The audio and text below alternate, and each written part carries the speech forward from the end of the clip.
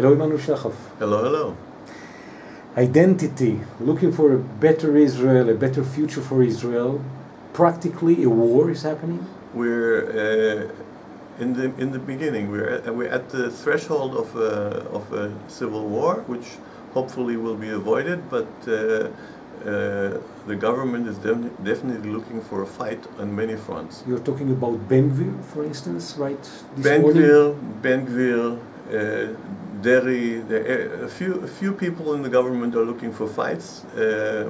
If it's with the Palestinians, if it's with the international community, if it's with the legal system, it's with the Americans. With the Americans, with the Europeans. We're looking for a fight. We're spoiling for a fight. So, based on those evidence, would you reflect that this new government might last 1 year, 2 years, 4 years? At the amount of fight it's looking for, I don't think this government will last more than 1 year. And if it lasts more than 1 year, we're in deep trouble. Why? Not that we aren't in deep trouble now, but because it means that the public hasn't risen up and tried put things straight.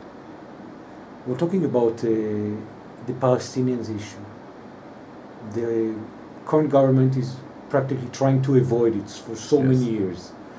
What would you say if you had 1 minute today with Benjamin Netanyahu?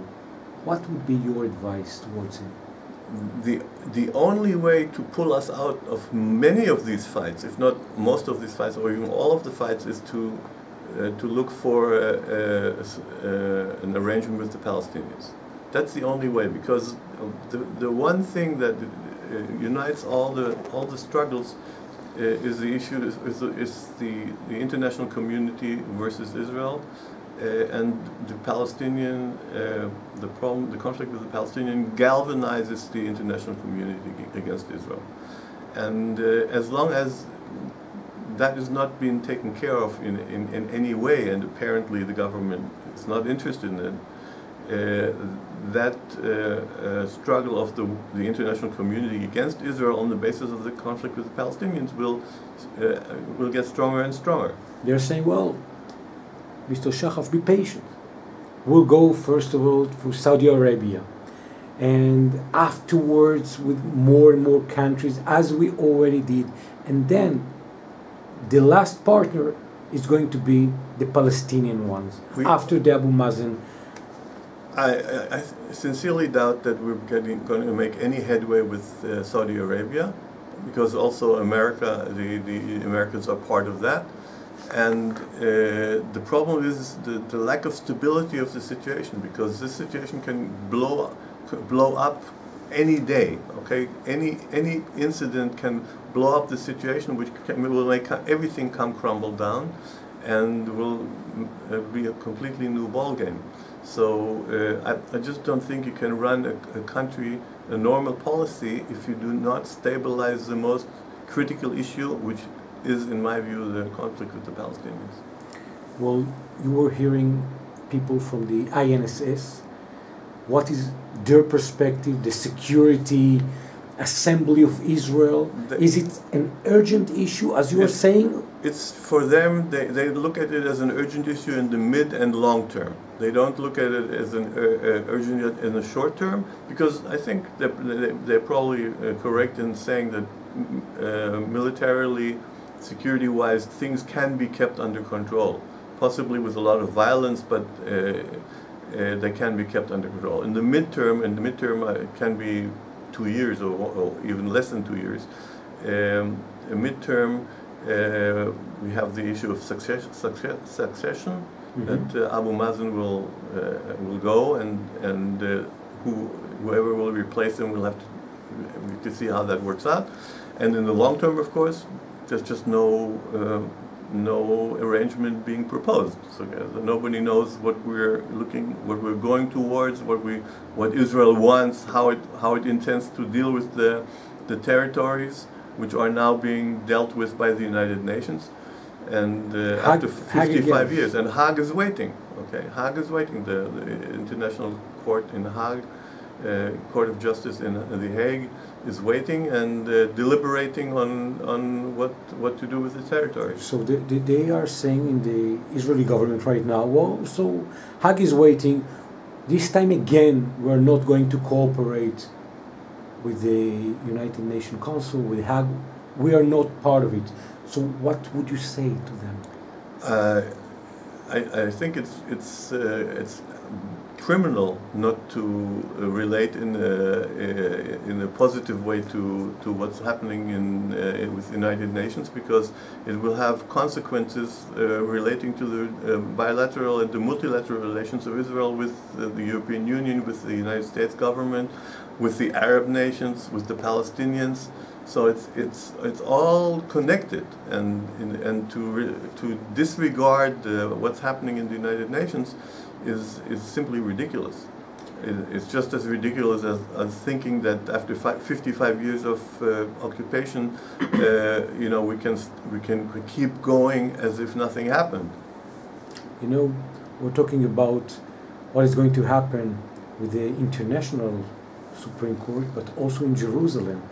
Yeah. The local Israeli Supreme Court is in front of a big clash in the coming days. There's a big clash, and that will feed into the international situation, because if as a result of the impending clash, there are several clashes. First of all, there's a clash regarding the territories. There's some a settlement which was supposed to be removed and is not going to be removed now. And there are issues of appointment of a minister. They will have to be discussed by the Supreme Court, and it's very likely that the Supreme Court will decide against the position of the government. And if then, as a result, the government decides to pass a clause which will and make it possible for the government to overrule the Supreme Court, that will reflect on how the international community looks at Israel's legal system. So everything is connected. The government is spoiling for a fight, is looking for a fight at every corner, is not trying to avoid fights, and it'll get a fight.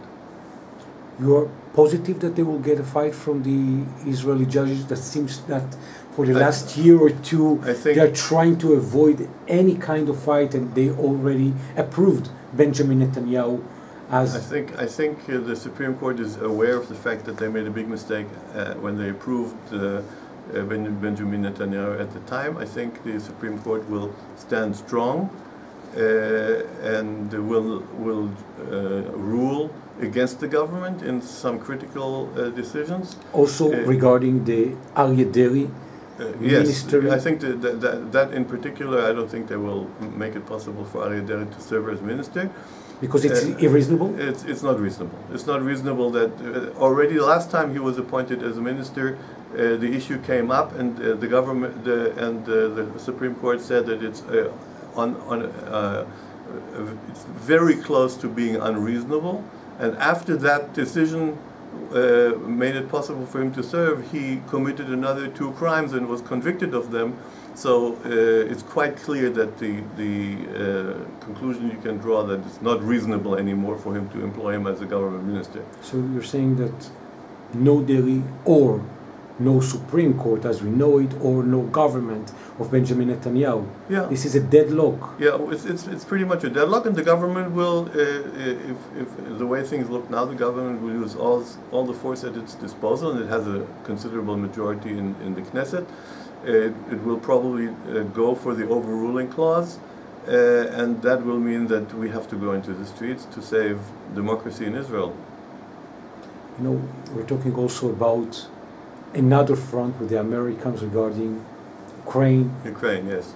Yeah, as if there are not enough fronts, the government decided also to cozy up to Putin, or at least on the face of it, have a conversation with the Russian foreign minister.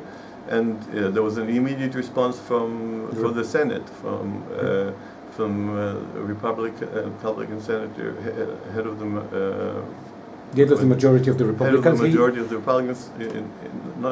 It's not the majority in the Senate. He basically said a major Republican said that this is not what is expected of Israel at this time. So it's not only lack of, let's say, trust with the Democratic Party in the Senate. It's also from the Republicans, which is actually quite amazing that we're really trying to fight with everybody.